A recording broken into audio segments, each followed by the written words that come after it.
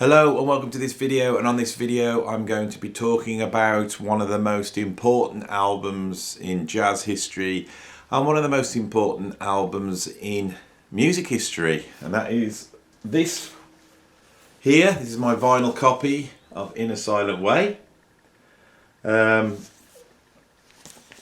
of the favourite Miles Davis albums for a lot of people. This one, it occupies a very special place in Miles's catalogue, and it also occupies a very special place in music history, especially anyone who is a fan of the jazz rock stroke fusion category. For a lot of people, they will cite this album, which came out in 1969, as being the beginnings of jazz rock fusion. Now, I don't think it is. I think it's the beginning of something else, but definitely not jazz rock. I think anybody who, maybe if you were to put on Early Weather Report, you could see that influence on that sort of electric jazz, without a doubt. But does it sound like Return to Forever or Mavish Yorkshire or Headhunters? I don't know. And I really want to unpick the legacy of this album apart on this video. And I want to try and be as objective as I can. So I'm going to criticise where I think criticism is due, because I think there's actually elements about this album that have always troubled me since the first time I ever listened to it, and I will get onto that into that on this video as well. Here's the vinyl version. All right, there's the back cover. For those of you who have only got a CD, you can see what it actually looks like. Beautiful, with extensive liner notes from Frank Glenn. The lineup on this album is Miles Davis on trumpet, Herbie Hancock on electric piano, Chick Corea on electric piano, Wayne Shorter, the late great Wayne Shorter, on soprano sax, Dave Holland on bass, Joseph Zawinul on electric piano and organ, and probably most importantly, John McLaughlin on guitar and the great Tony Williams on drums. It's in fact going to be Tony's last album with Miles Davis. But I'm not going to be working from that. I'm going to be working from this one here. And this is called, to give it its proper title, Miles Davis, The Complete In a Silent Way Sessions. And I want to go through this. So if you're interested in purchasing a copy of this, because you're a big In a Silent Way fan, I'm sort of going to tell you what's on here and give you my opinion about it. Because one of the groundbreaking things about In a Silent Way is it was edited together out of improvised jams. They weren't completely improvised, as we will see. Improvised jams by Miles's producer Tio Macero, which I probably pronounced wrong. Tio Macero.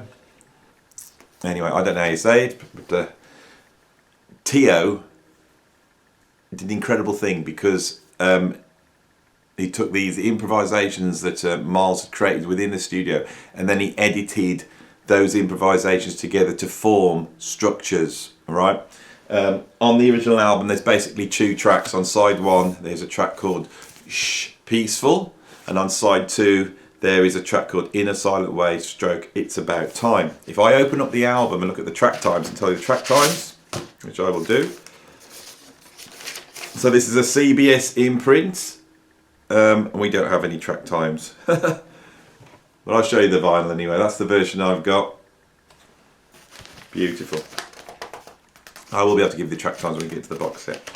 So these are edited together from improvisations, right? What we get with the box set is, with this, we get the In a Silent Way album, but we also get a sequence, chronological sequence of the jams in which they happened.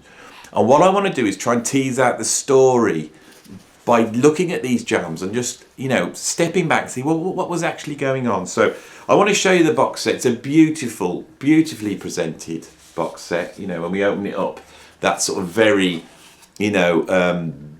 dark blue brooding cover, incredible photograph of Miles there, transforms into this electric psychedelic version here. And when we open it up, we get a book, beautiful book. Let's see if I can show you this with a whole essays, session liner notes. There's an introduction, by the great jazz fusion writer Michael Kuskuna. I think Chick Corea is also written in here. And we have a breakdown here of all the tracks as they were recorded with dates, right? Now, some of these jams were released later on 3 albums pretty much. The first one was Water Babies, which came out in the mid-70s. I would think around about 76, 77. That album was released by CBS to cover that period where Miles wasn't doing anything. And then I think around 79, 1980, they brought out a double album called Circling the Round, which was a retrospective of unreleased stuff. And then a little bit, I think 81, he then got Directions. I had all those albums on vinyl or cassette tape when I was younger, and that's how I knew these recordings. One of the things that's really interesting for me is the first album I bought of this period was Water Babies, right? And those are the tracks I knew. And what's interesting is the tracks on Water Babies are probably a little bit more jazz rock than the tracks on In a Silent Way. Those are the tracks I knew. When I got In a Silent Way, I don't know whether the Water Babies tracks dampened the impact of In a Silent Way for me. This is something I want to get into as we, get heavier into this. So we've got this here. As we go through, we end up with, I think, right at the end, 3 discs, which are beautifully presented in these little things here. So I'm going to start with disc 1. All right, disc 1 opens up with a 16-minute jam track written by Miles Davis called Mademoiselle Mabry. Now, Mademoiselle Mabry is referring to Betty Mabry that then married Miles and became Betty Davis. And Miles at this time, this is the point in between the classic quintet, the quintet that recorded ESP and Miles Smiles, and In a Silent Way. There is a moment where he's going from that sort of time no changes, very ethereal, spacey type of jamming, with a sort of a lot of polychords, modality, often, carrying on the compositional method that Miles had developed on In a Silent Way, his big breakthrough album of 1959, which also changed the shape of jazz. Whereas rather than coming in with a chart with the heads and chords, he was coming in with much more disparate elements, maybe just a chord progression with a few hits, and then letting musicians explore that within the studio. And the classic Miles Davis Quintet explores that all the way through the 1960s. I'm just going to have a cup of, I've just got a cup of lemon tea here. I'm trying. I don't know what I make of it really. It's actually quite nice. I don't like weird teas, but this is actually really nice. And I just made it, and then I decided to do this video, and I realised my cup of tea's on the side, and I wasn't going to drink it, but I will have a few sups of that, very mellow, because I think we need to keep this video mellow, right? So, Mademoiselle Mabry, named after Betty Mabry. And what Betty's doing in this period, this interim period between the classic Miles Davis Quintet and In a Silent Way, is bringing in this influence. This is coming from pop music, rock music, and soul. These influences start to creep in. And what we hear on the albums preceding In a Silent Way, which would be Miles in the Sky and Feed the Kilimanjaro, is we see Miles mixing those pop, rock, soul elements into the sound of the classic quintet. And I think this is something that's not been stated, is I think he gets to the point where he realises the classic quintet is not set up to do what he wants to do. And this story opens up on disc 1 here with Mademoiselle Mabry. That's followed by a shorter track called Freelon Brun, which again, I believe that is named after Betty Davis as well. Freelon Brun opens up, I think, Feed the Kilimanjaro.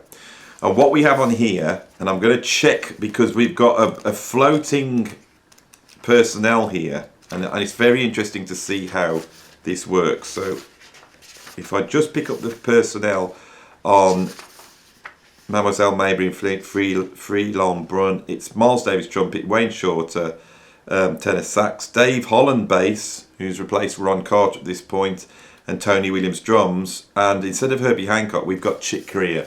Chick Corea's come in, and Chick's got a much more percussive approach to playing. And I think Miles at this point is trying to use Chick in the same way that you would use a rhythm guitarist. For me, these tracks are very interesting, but they're not entirely successful. Phelan Brun is more successful, and that's my favourite track on Feed Kilimanjaro. And the reason is because Tony Williams at that point is exploring how to use straight 16th note rock rhythms, but play them in a way that can be expressive. And a lot of the time on these tracks, and this is one of my first criticisms, I think Tony Williams is exploring areas and they're not entirely successful. On Phelan Brun, he finds a way of playing time, straight time, that has the urgency of rock music, but it has the improvisational potential of jazz. And I think that's an incredible track. Phelan Brun's an incredible track. We also have Two-Faced and the Jewel of Mr. Anthony Tillman Williams Process, again with the same lineup. And then this disc is finished off by two tracks called Splash and Splash Down, which haven't been released. Now this is what's interesting, something I've noticed of going through this is in terms of jazz rock, Splash and Splash Down are far more successful. They're not entirely successful for me, and I'm going to try and tell you why I think that is. But they're a lot more successful in defining the jazz rock sound, but they were rejected at the time. And really interesting to me, they were rejected as takes.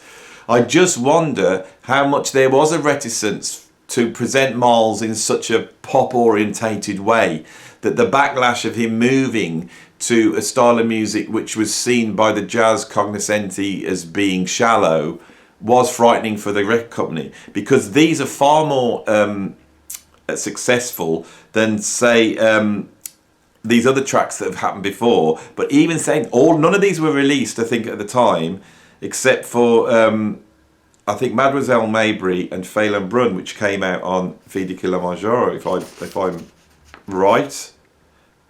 Yeah, that's right. Two-Face and Jewel of Mr. Anthony Tillman Williams Process, those two tracks, I think were on Water Babies. I'll just double check that. Yes, that's okay. And then Splash and Splash Down weren't released. There's a few little edits I think may have... No, these have never been heard before until you get this. And they're incredible. And this happens over and over again. What we have on this first disc, which is like the sort of preamble to In a Silent Way, are basically quite tightly composed, fragmentary rhythm chord melodies. Blah, blah, ba ba da, da, ba ba da. It's that type of thing. They've got that, and they're all playing it. A lot of the time they're struggling with it. You can hear people struggling with, not too sure, as Miles brought this thing in and they're not too sure what they're trying to get. It's an approach which Miles really pioneered on Nefertiti, where the band basically plays this sort of theme, and the rhythm section, the bass and the drums improvise around it rather than the other way around. This is a groundbreaking method, and I think Miles is trying to shoehorn that into this sort of rock and pop influenced sound, and for me it doesn't quite work. And you know why I don't think it works is because the only rock sound we've got here is the electric piano, and the electric piano is a soft bell-like sound. We don't have the hard cutting sound of rock and roll in there, and so many of these compositions can sound quite twee. They're saved by Miles's and Wayne Shorter's incredible soloing. And I've got to say here, listen to this. When you listen to a Miles Davis album, usually you have Miles, whose sound seems to be so huge. You know, you put on Bitches Brew, and his sound is so huge that all the other instrumentalists seem to be dwarfed a little bit. I think a few soloists have been able to stand up with the same stature and gravitas as Miles. One of them is Coltrane and perhaps Cannonball Adderley in the earlier, 50s quintet. But Wayne Shorter, for me, has the same power and gravitas and individual sound as Miles. He's able to compete with Miles in that area of just true iconic greatness. Lemon tea. Right, so that's disc 1. Transitory, very much like the material on Feed Kilimanjaro and Miles in the Sky. That's what we have on disc 1. If we move to disc 2, this opens up with a tune called Ascent.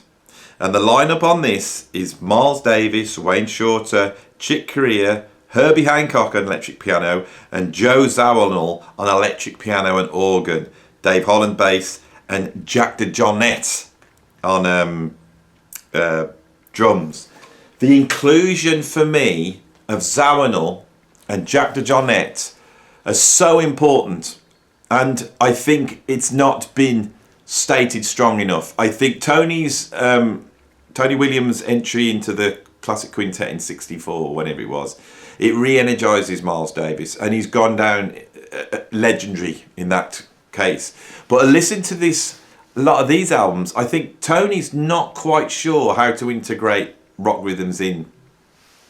Sometimes he's wildly successful, but you can hear the drummers aren't too sure. And I think the reason is because the difference between Tony Williams and Jack DeJohnette, and it's stated on this box set when I was reading the line notes, so I thought this is absolutely true, is Tony Williams is a very orchestrated drummer. He's a very compositional drummer. There's these set parts that he creates, and then he moves around them. Jack DeJohnette is a much more flowing drummer. In the Elvin Jones school, Tony Williams has invented his own school of jazz drumming, as is Elvin Jones, and Jack DeJohnette is much more in the Elvin Jones, and there's this billowing, frothy drum sound, which actually you're going to hear off Tony a little bit more in Lifetime. So I think these two drummers are trying to find a way through. This is no criticism against Tony Williams, but what it is an argument for the genius that Jack DeJohnette brings in. As soon as he arrives on this session, there's a difference. And of course, the other major player at this point is Joe Zawinul. Not just his keyboard playing, but also his compositions. And at this point, Miles moves over from really using his own compositions and Wayne Shorter's compositions to using Joe Zawinul's compositions. And Joe Zawinul's compositions are going to be so important on In a Silent Way and Bitches Brew that this is very, very important. And so, in other words, the band's changed, and Zawinul and Jack DeJohnette have really changed the sound. And for me, on disc 2, Ascent is entirely successful. It sounds like a masterpiece to me. And what we have on Ascent really is the sound of Weather Report. It's born here, right, on November the 27th, 1968. We hear the sound of Weather Report born with Wayne Shorter and Joe Zawinul on a track together. This is now followed up by 2 tracks. One's called Directions 1 and one's called Directions 2. Right, this is unbelievable. Now, if people were coming on my channel and saying Miles invented jazz rock on the 27th of November 1968 when he recorded Directions 1 and Directions 2, I would agree. These are masterpieces. The band is on fire. Jack DeJohnette has found a way of playing fusion drums, which for me is entirely successful. Right, I've gone through this, and I would say Tony is there on Freeland Brun as well. It's an incredible thing. But Jack DeJohnette is playing in a way so fiery and out of control, and I think. Check out Davis's and Shorter's solo on it. These are masterpieces. Directions 1 and Directions 2 are masterpieces without a doubt, right? These are recorded literally a few months before the sessions for In a Silent Way. They start on, sorry about this, I'm old and I cannot read the writing so small, February the 18th, 1969, right? The sessions begin, and the first session is peaceful, and the original full form is a pretty long track actually. It's sort of 90 minutes of jamming. Then they recorded a rehearsal of In a Silent Way, which was not used, and then they recorded In a Silent Way, which was then edited into the final In a Silent Way. And then they recorded It's About Time, which was then edited together with In a Silent Way to form the full album. Okay. The lineup here: Miles Davis, Wayne Shorter, Chick Corea, Herbie Hancock, Joe Zawinul, John McLaughlin, David Holland and Tony Williams is back in. Now, I find Tony's drumming on In a Silent Way troublesome for me. And when you listen to these sessions, it's quite apparent that something was going on. For me, the integration of jazz and rock music is going to require the rhythm section, electric bass, and especially the drums. And the drums are going to have to find a way of playing rock beats in a way that is expressive in a jazz context. Except for a few minutes, literally a few minutes where Tony Williams opens up on In a Silent Way. Most of the time he's just keeping very metronomic time. If you listen to Peaceful, he's basically keeping 16th notes with an open hi-hat all the way through. Now, of course, on dance music, electronic music, and also ambient music, this album's going to have a huge, massive influence. That's the sound that's being pioneered here. But is it jazz rock? Now, if you listen to the original Shush Peaceful, there's actually a chord melody. It's a chord melody like I've described. It's very, very complex. And then that runs into an actual head, a short head between saxophone and trumpet, which is orchestrated. What T.O. Macera has done when he's edited, he's cut the head out and just left the solo interludes. And he's taken Miles Davis' trumpet solo and he's looped it around to make it sound like there's a melody that starts and ends it. He's edited these the soloing sections into almost like a sonata form on this. And this is fascinating to me. When you listen to Tony Williams trying to play the chord melody on Shush Peaceful on the original, he's struggling all the time. I think one of the interesting things about this album is a few months before Jack DeJohnette's come in, he's made this incredible jazz rock. Then Miles has got the sound, right? And of course, and it doesn't even need to be said, the key here is the inclusion of John McLaughlin, which is a big fluke. You know, John sort of got over to New York in 1969 to hook up with Tony Williams after Tony heard him jamming with Jack DeJohnette in London. He wants to form a band called Tony Williams Lifetime, and then within a few days, I think, he's hooked up with Miles, and Miles has got him in the studio. And it's McLaughlin's guitar sound that makes this a fusion album. It's that sound in the mix. Zawinul's compositions and John McLaughlin's guitar sound. But what we don't have is that ferocious jazz rock soloing that Jack DeJohnette is doing literally a few weeks later. When you put that in the mix, we then have Bitches Brew, and I think we start to have a definite sound of jazz rock. If you carry on going through this disc, you then have the actual original edited versions that were on the album. And then there's a couple of unissued tracks, and they're absolutely fantastic. One's called The Ghetto Walk, and one's called Early Minor. And then we have another drummer, Joe Chambers, as well. And these are much more sort of funky boogaloo, straight down the line jazz rock. This is where we could be pointing again, right? So what's really interesting for me, listening to In a Silent Way, is there's things that are unresolved in this sound, right? It's pioneering, I think, because of the use of the editing, that sort of droning ambient sound, which is going to be so important for electronic music and ambient music. The fact that Tony Williams is not playing anything like solo-y jazz drumming, he's just holding time, again, is going to influence electronic music.